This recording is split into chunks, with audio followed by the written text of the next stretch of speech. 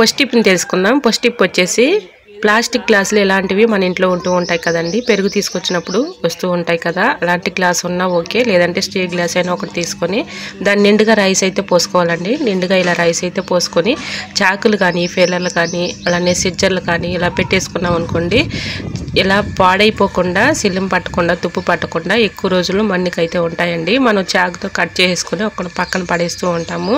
అలా పడేస్తే సిల్లం పట్టిపోయి బాగా తుప్పు పట్టి ఒక్కొక్కసారి చాకులు షార్ప్నెస్ తగ్గిపోతూ ఉంటాయి కదండి. షార్ప్నెస్ తగ్గిపోకుండా పాడైపోకుండా తుప్పు పట్టకుండా ఉండాలి అంటే ఇలా ట్రై చేయండి.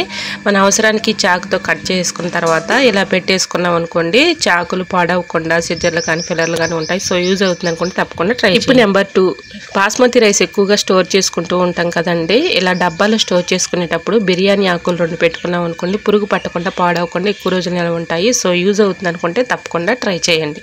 టిప్ నెంబర్ 3, బంగాళదుంపలు పాడవకుండా ఉండాలంటే ఇలా ట్రై చేయండి. పాడవకుండా ఎక్కువ రోజులు స్టోర్ ఉంటాయండి. ఇలా బంగాళదుంపలు ఎల్లుల్లిపాయ ట్రైలో ఇలా పెట్టేసుకున్నాం అనుకోండి, బంగాళదుంపలు కుళ్ళిపోకుండా పాడవకుండా ఎక్కువ రోజులు నిల్వ ఉంటాయండి. సో యూజ్ అవుతుంది అనుకుంటే తప్పకుండా ట్రై చేయండి, మీకు రిజల్ట్ అనేది కనిపిస్తుంది. టిప్ నెంబర్ 4, ప్లాస్టిక్ బాటిల్ మూతనైతే ఇలా పార్ట్ని కట్ చేసేసుకొని ఇది బట్టలు ఆరేసుకునేటప్పుడు ఒక్కోసారి బట్టలు క్లిప్స్ లేనప్పుడు ఇలా ట్రై చేసి చూడండి. గట్టిగా స్టిఫ్గా ఉంటాయండి, బట్టల క్లిప్ కంటే కూడా స్టిఫ్గా ఉంటాయి. ఇలా పెట్టేసుకున్నాం అనుకోండి, గాలికి అటు ఇటు కదలకుండా ఉంటాయి. సో యూజ్ అవుతుంది అనుకుంటే ట్రై చేయండి. టిప్ నెంబర్ 5, కుక్కర్ మూత మీద విజిల్ వచ్చేసి బాగా ఖరాబ్ అయిపోతూ ఉంటుంది కదండి, అది క్లీన్ చేసుకోవాలంటే చాలా కష్టపడుతూ ఉంటాము. అలా కాకుండా ఇలా ట్రై చేయండి.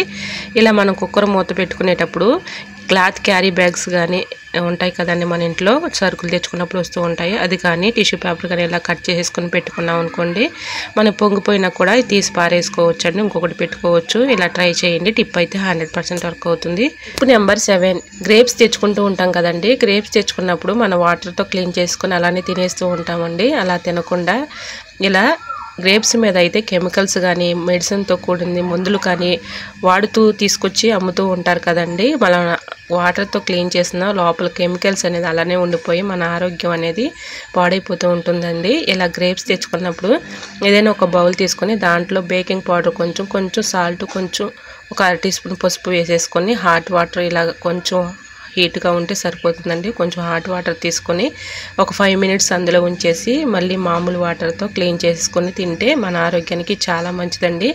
ఎందుకంటే బాగా కెమికల్స్ వేసి వాళ్ళు పండిస్తూ ఉంటారు కదండి. ఇలా చేసామనుకోండి చక్కగా మన ఆరోగ్యానికి కూడా ఇబ్బంది లేకుండా మంచిగా ఉంటుందండి. సో యూజ్ అవుతుంది అనుకుంటే తప్పకుండా ట్రై చేయండి. మనం ఎంత వాటర్లో క్లీన్ చేసి తిన్నా కూడా వీటిపై ఉన్న కెమికల్స్ అనేది పోదండి. ఇలా హాట్ వాటర్లో కొంచెం బేకింగ్ పౌడర్ అలానే కొంచెం సాల్ట్ పసుపు వేసుకొని ఇలా క్లీన్ చేసుకొని తిన్నామంటే మన ఆరోగ్యానికి చాలా మంచిదండి. సో యూజ్ అవుతుంది అనుకుంటే తప్పకుండా ట్రై చేయండి. టిప్ అయితే 100% రిజల్ట్ అనేది ఉంటుంది. టిప్ నెంబర్ 8, మనం ఫింగర్స్కి అయితే రింగ్స్ పెట్టుకుంటూ ఉంటాం కదండి, ఒక్కొక్కసారి టైట్గా ఉండి మనం ఎంత సోప్ పెట్టి తీసినా కూడా రాదు కదండి.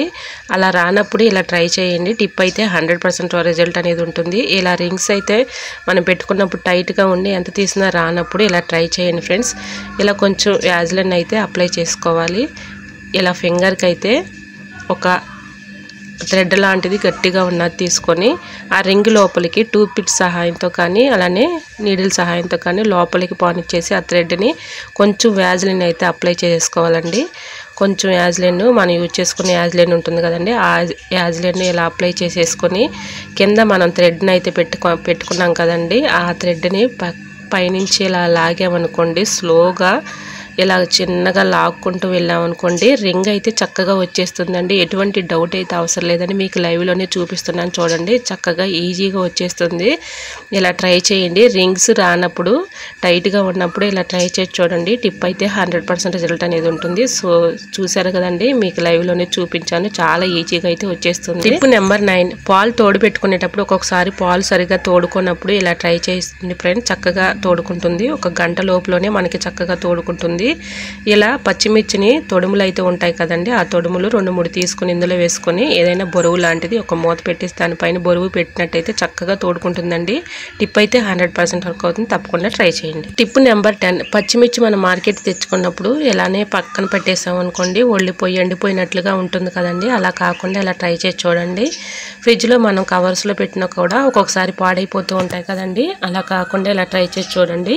ఆయిల్ ప్యాకెట్స్ అయితే ఉంటాయి కదండి, ఆయిల్ ప్యాకెట్స్ ప్యాకెట్స్ని ఇలా యూజ్ చేసుకోవచ్చు. ఆయిల్ ప్యాకెట్స్ ఇలాగా సిజర్ పెట్టి కట్ చేసి అందులో ఇలా పెట్టేసుకొని ఫ్రిడ్జ్లో పెట్టుకున్నాం అనుకోండి, పచ్చిమిర్చి ఎన్ని రోజులు ఉన్నా అలానే ఉంటాయండి. సో యూజ్ అవుతుంది అనుకోండి, తప్పకుండా ట్రై చేయండి. టిప్ నెంబర్ 11, ఇడ్లీ పిండి కానీ దోశ పిండి కానీ మనం ఎక్కువగా రుబ్బుకొని ఫ్రిడ్జ్లో పెట్టుకున్నా కూడా ఒక్కొక్కసారి పులుపు వచ్చేసి బాగా పిండి అయితే బాగోదు కదండి. అలాంటి టైంలో ఇలా ట్రై చేయండి. తమలపాకు శుభ్రంగా క్లీన్ చేసేసుకొని ఇలాగ పిండిలో పెట్టేసుకొని చక్కగా మనం అలా పెట్టేసుకున్నాం అనుకోండి, పులుపు లేకుండా పిండి పులిసిపోకుండా ఎక్కువ రోజులు స్టోర్ ఉంటుందండి. తప్పకుండా ట్రై చేయండి. టిప్ అయితే 100% వర్క్ అవుతుంది. టిప్ నెంబర్ 12, సమ్మర్లో అయితే మ్యాంగోస్ ఎక్కువగా వచ్చేస్తూ ఉంటాయి కదండి. మ్యాంగోస్ ఎక్కువగా తెచ్చుకున్నప్పుడు ఇలా ట్రై చేయండి. మనం ఎంత ఫ్రిడ్జ్లో పెట్టుకున్నా కూడా ఒక్కొక్కసారి మెత్తబడిపోతూ ఉంటుంది కదండి కాయ. అలా మెత్తబడిపోకుండా ఉండాలి అంటే ఇలా ట్రై చేయండి.